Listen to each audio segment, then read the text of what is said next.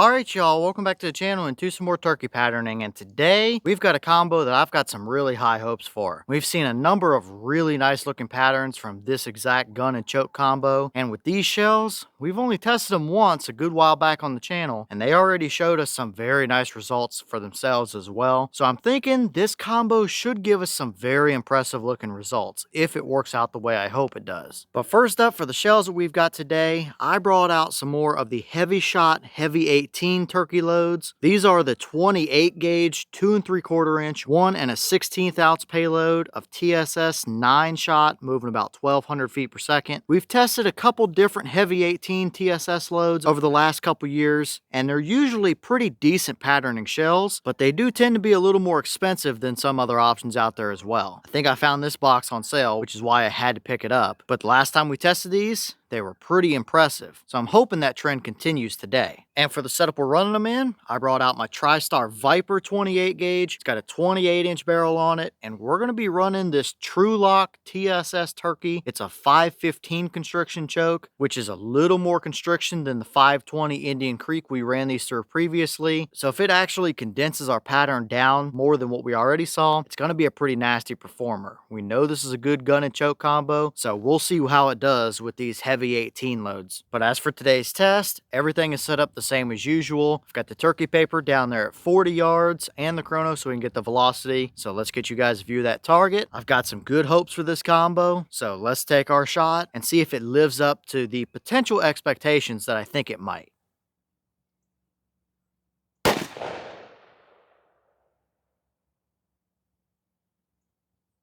All right, that shell gave us 1,088 through the chrono. Boss claim is 1,200, so we are 112 feet per second below that number, but still pretty close to around the 1,100 mark. Is a pretty decent velocity for these shells overall. It's nothing I'm concerned with or worried about, and sometimes having a little bit lower velocity can help a shell pattern a little tighter as well down at 40. So how good of a pattern did we actually get? Let's head down there and check it out.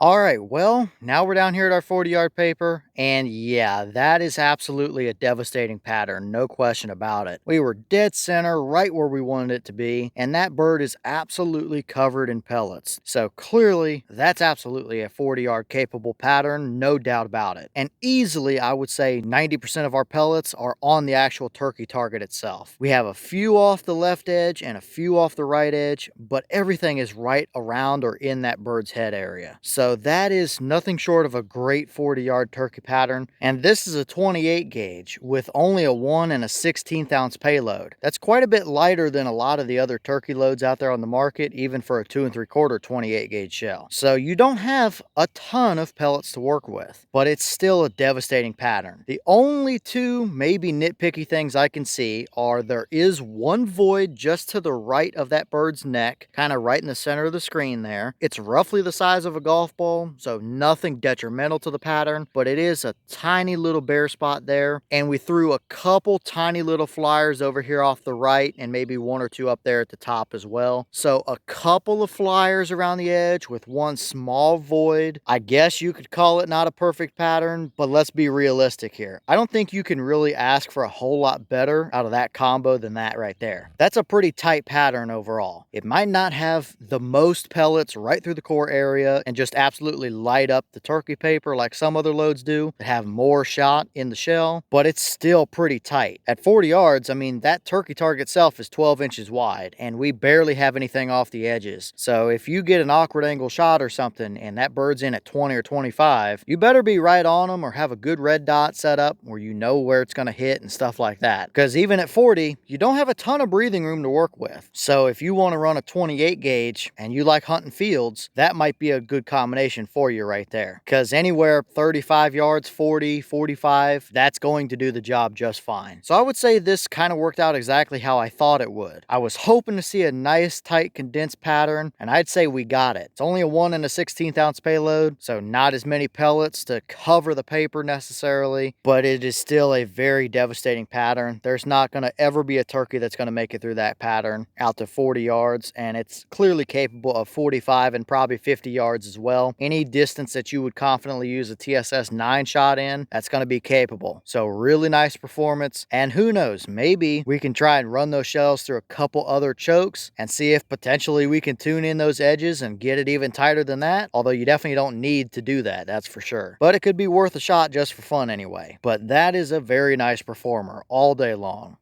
And here's the wad from that shell. Nothing fancy or special, nothing stuck down in there, no major damage or anything. Maybe one pedal opened a little farther than the other two. Clearly it didn't make any kind of difference though. I'd say it did its job exactly like it was designed to today, so nothing to see here.